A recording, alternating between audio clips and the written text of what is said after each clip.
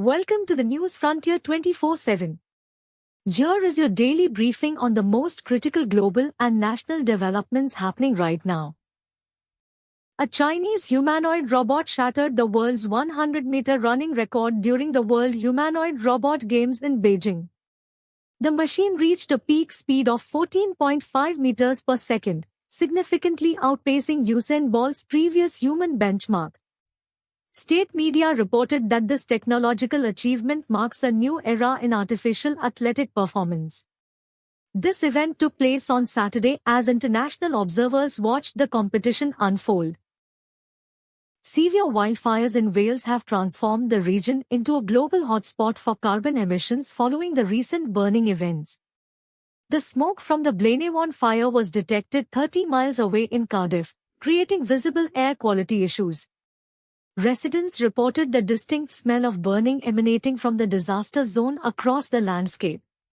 Environmental agencies are monitoring the situation as the ash continues to drift through local communities. DMK President M.K. Stalin strongly criticized Tamil Nadu Chief Minister C. Joseph Vijay for treating the state assembly like a cinema set. He accused the Chief Minister of focusing on delivering punch dialogues rather than serious legislative work during recent sessions. Stalin addressed a party executive meeting to highlight what he described as unprofessional conduct by the government leader. The controversy stems from Vijay's well-known background as a celebrated Bollywood actor. Pinarayi Vijayan and Binoy Vishwam are locked in a heated dispute regarding the appointment of deputy leader of the opposition. Vijayan claims that the position rightfully belongs to the CPI-M party organization based on internal procedures. Conversely, Vishwam argues that no politician or media house has the right to place a price on the CPI's self-respect. The political standoff continues as both leaders prepare for upcoming parliamentary discussions. A laptop fire sparked a mid-air emergency on an American Airlines flight with multiple passengers sustaining injuries. The incident occurred while the aircraft was in flight, requiring immediate crew intervention to secure the cabin. Emergency services were alerted as the situation escalated into a full-scale safety hazard for all on-board travelers. Passengers reported the sudden onset of flames originating from the electronic device before the landing gear touched down. Retired Air Force Vice Chief Nagesh Kapoor questioned the relevance of the Tejas Mk to fighter jets in the mid-2030s.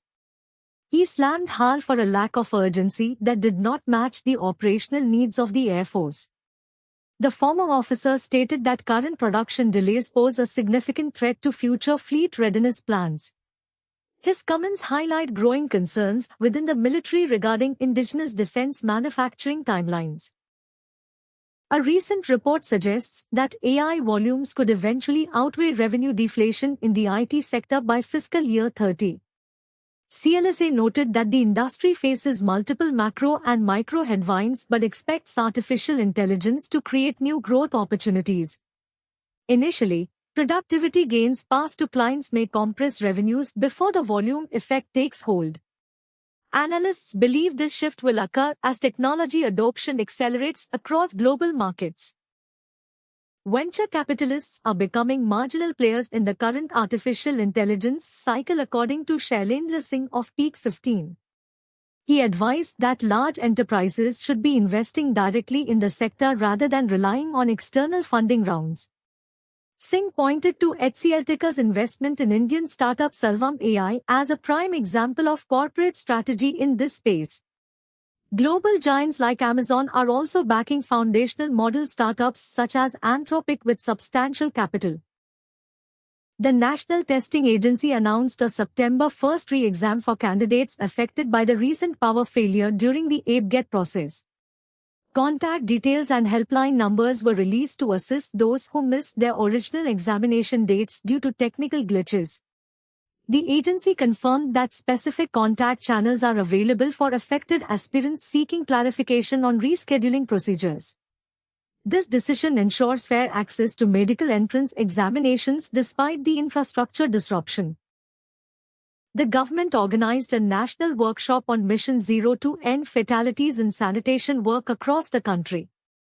The event aimed to strengthen institutional mechanisms and promote appropriate technologies for safer waste management operations. Officials emphasized ensuring operational preparedness and scaling up mechanized sanitation services in urban centers.